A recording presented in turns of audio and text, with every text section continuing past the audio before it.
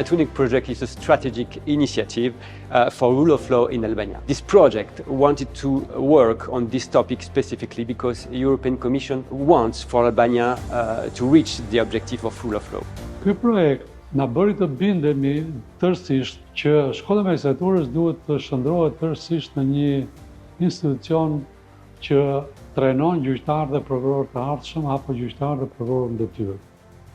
Kandidatët e trajnimit fillestar, ata që do bëhen gjyqtarë dhe prokurorë të ardhshëm, këtu mësojnë se si të zgjidhin një çështje, se si të japin vendime të arsyetuara, vendime të ndjekshme dhe të jenë besueshëm për ato vendime që japin.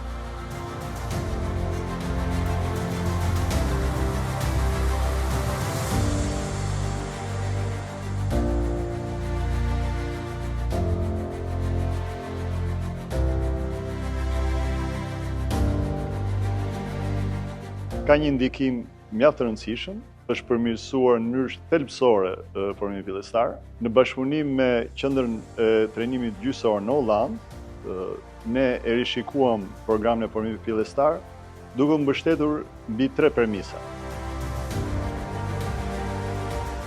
Premisa e parë lidhet me kompetencat dhe aftësitë që duhet zotërojnë kandidatët, duke patur parasysh kompetencat që ushtrojnë gjyqtarët dhe prokurorët në praktikë. Së dyti, programi orientua nga procesi dhe vendimarrja e gjyqtarëve dhe prokurorëve në praktikën e tyre.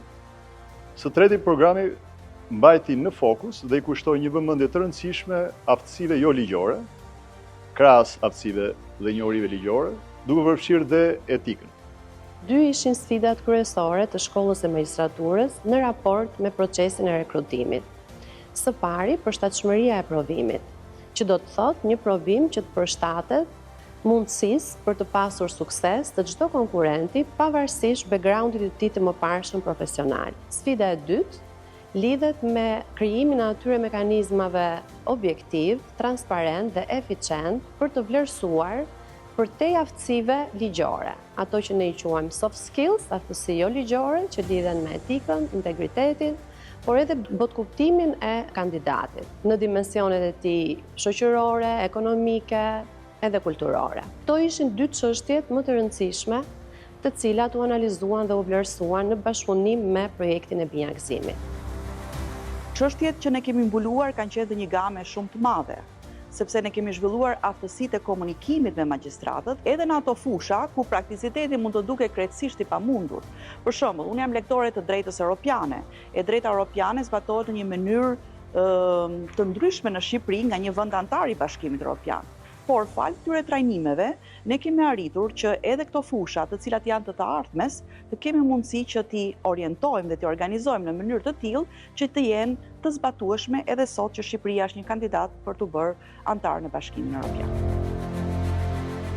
I had the opportunity and the privilege to be the representative of the Italian school here together with the representative of French school and the Dutch school, and we work strongly together just to try to make effective the affirmation of the principle of Convention on Human Rights also in the Albanian training.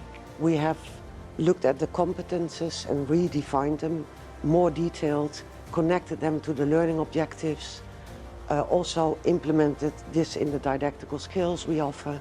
So the whole training has been revised also in a didactical manner. E vlerësoj të rëndësishëm jo vetëm në aspektin e disa njohurive teorike që arritëm të merrnim gjatë këtyre 2 ditëve, po veçanërisht në rastet praktike dhe ushtrimet që zhvilluam të gjithë së bashku në grup, qoftë në grupe të vogla, qoftë diskutimet dhe eksperiencat që ndam me njëri tjetrin, veçanërisht nga eksperienca që morëm nga trajnuesit, por edhe shembuj konkret që dham ne si magjistrat pjesë të këtij trajnimi.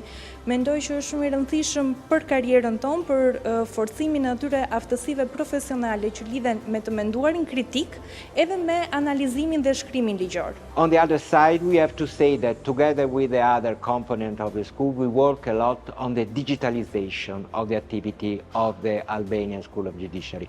Digitalization is fundamental not only for the training activity, but also for the administrative activity of the school, because it increases the efficiency of the entire school. Shkolla e Magjistraturës Italiane na bëri një vlerësim paraprak që në takimet tona fillestare të sistemit tonë të digitalizimit, sistemit të menaxhimit që kemi, dhe sugjeroi disa risi, përmirësime, të cilat shkolla joni implementoi me sukses dhe sot janë produkt të cilët stafi akademik, stafi administrativ dhe studentët, pra kandidatë për magjistrat dhe jo vetëm, janë përfitues drejt për drejt të këtyre risive që janë në zhvilluar. Një nga risit vërtet do me thonë se të këtij bashkëpunimi është edhe përfshirja në metodat tona të trajnimit të asaj që ne konsiderojmë si metodë e-learning.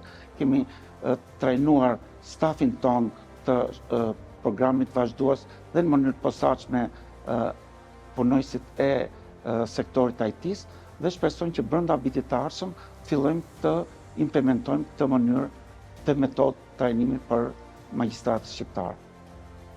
Ky trajnim na bëri të shohim dhe më qartë pjesën e pjesëmarrësve në trajnim, duke krijuar element interaktiv pyetje-përgjigje, të cilët e bëjnë trajnimin edhe më të matshëm dhe më të kuptueshëm nga ana e tyre, duke arritur dhe angazhimin e tyre në këtë trajnim. School of Magistrates was very fully engaged in this direction.